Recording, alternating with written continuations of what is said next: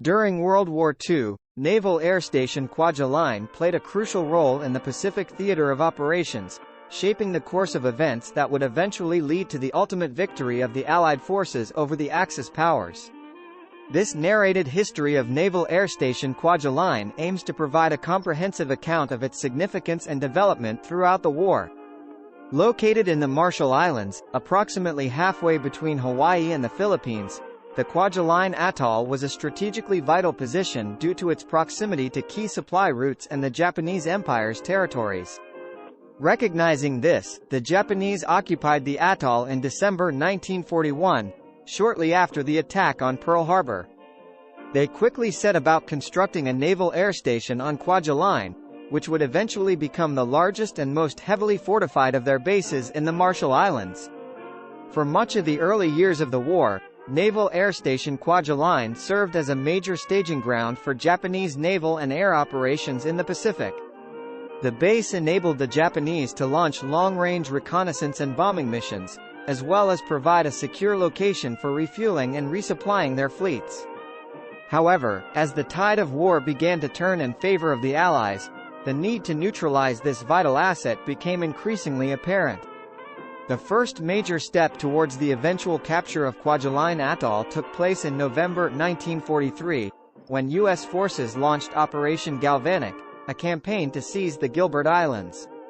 The success of this operation allowed the United States to establish airfields within striking distance of the Marshall Islands, setting the stage for the assault on Kwajalein itself. On January 31, 1944, the United States launched Operation Flintlock, a massive amphibious assault on the Kwajalein Atoll. The operation involved a combined force of more than 40,000 American troops, including elements from the 7th Infantry Division and the 4th Marine Division. The invasion was preceded by a relentless aerial bombardment that decimated the Japanese defenses and left the garrison disoriented and demoralized. After days of intense fighting, U.S. forces succeeded in capturing the main islands of the atoll, including Roy Namur, which housed the Japanese airbase. By February 7, the last of the Japanese defenders had been defeated, and Naval Air Station Kwajalein was firmly in American hands. With control of the atoll secured, the U.S. Navy and Marine Corps quickly set to work repairing and expanding the facilities at Naval Air Station Kwajalein. The captured airbase became an essential logistical hub, supporting U.S. military operations throughout the Pacific, including the invasion of Saipan, the Philippines campaign, and ultimately the assault on Okinawa. In addition to its role as a staging ground for major military offensives, Naval Air Station Kwajalein also became a crucial testing site for new weapons and technology. The base played host to a number of top-secret projects, most notably the development and testing of the proximity fuse, which greatly enhanced the effectiveness of anti-aircraft artillery. As the war drew to a close, Naval Air Station Kwajalein continued to serve as an important waypoint for U.S. forces en route to Japan, and it played a vital role in the post-war occupation and disarmament of the Japanese Empire. Today, the airbase remains a testament to the pivotal role it played during the conflict and the courage and determination of those who fought to secure its control.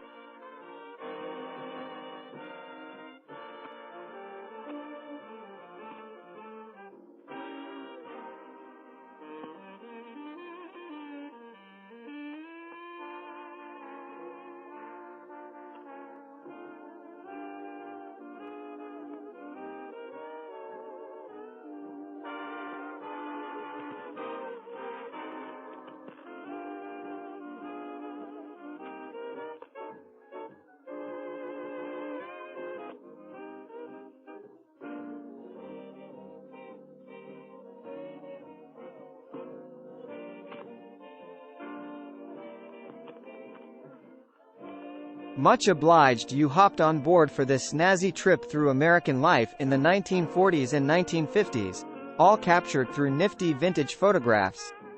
If this flick's got your motor running, don't be a square. Click on that jolly bucket of bolts to subscribe to the channel for more top drawer content just like this.